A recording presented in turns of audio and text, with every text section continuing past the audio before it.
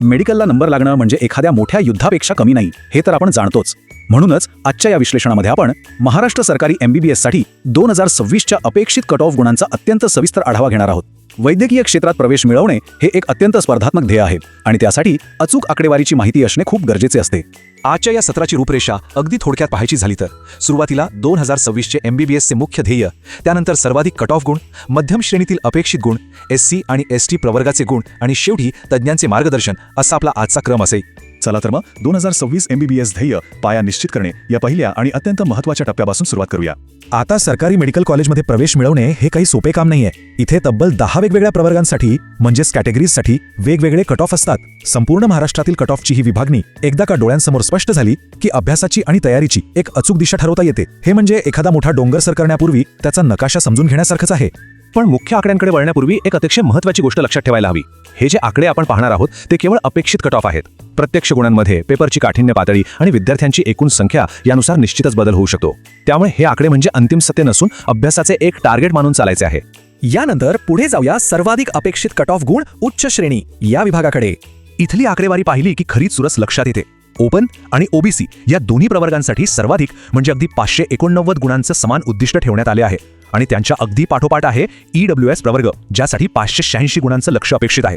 विचार करण्यासारखी गोष्ट आहे. फक्त 3 गुणांचा फरक एका मार्कासाठी इथे किती मोठी स्पर्धा असते हेच यातून स्पष्ट होते. याच उच्च श्रेणीमध्ये आणखी एक रंजक गोष्ट पाहायला मिळते. SCBC आणि NT3 या दोन्ही प्रवर्गांतील उमेदवारांसाठी अपेक्षित कट ऑफ हा तंतोतंत 585 गुण इतका आहे. इथेही गुणांचे हे समान लक्ष विद्यार्थ्यांसमोर एक प्रचंड मोठं आव्हान उभे करते. यावरून एक गोष्ट तर नक्कीच सिद्ध होते की उच्च श्रेणीमध्ये कोणतीही कॅटेगरी असली तरी मेहनत अगदी 100%च करावी लागणार आहे. आता वळूया पुढच्या टप्प्याकडे. मध्यम श्रेणीतील अपेक्षित गुण NT2, VJ आणि NT1.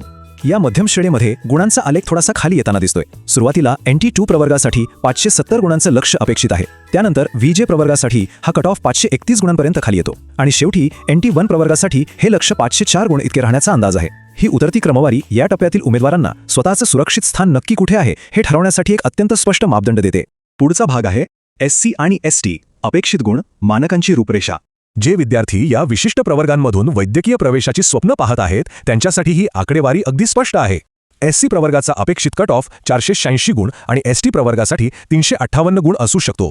या आकडेवारीमुळे परीक्षेच्या तयारीसाठी एक अत्यंत ठळक आणि स्पष्ट असे संख्यात्मक ध्येय डोळ्यांसमोर उभे राहते. आणि आता शेवटचा विभाग तज्ज्ञांचे मार्गदर्शन आणि समर्थन, प्रवेश प्रक्रियेची दिशा. आता हे सगळे कट ऑफचे आकडे पाहिले की थोडे दडपण येणं अगदी साहजिक आहे. पण इथे केवळ आकडेवारीवर अवलंबून न राहता योग्य आणि सर्वसमावेशक पाठिंबा मिळणे खूप गरजेचे असते.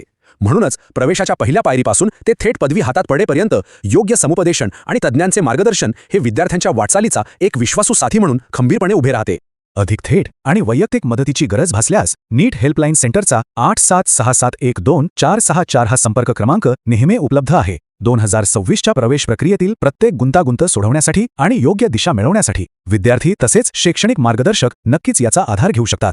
हे सर्व विश्लेषण पाहिल्यानंतर शेवटी एक अत्यंत महत्त्वाचा विचार मनात येतो. 2026चे हे अपेक्षित कट ऑफ इतक्या स्पष्टपणे समोर आल्यानंतर भविष्यातील हे डॉक्टर या आव्हानात्मक लक्ष्यांपर्यंत पोहोचण्यासाठी त्यांच्या अभ्यासाची रणनीती नक्की कशी बदलतील, हा खरोखरच विचार करण्यासारखा प्रश्न आहे, नाही का?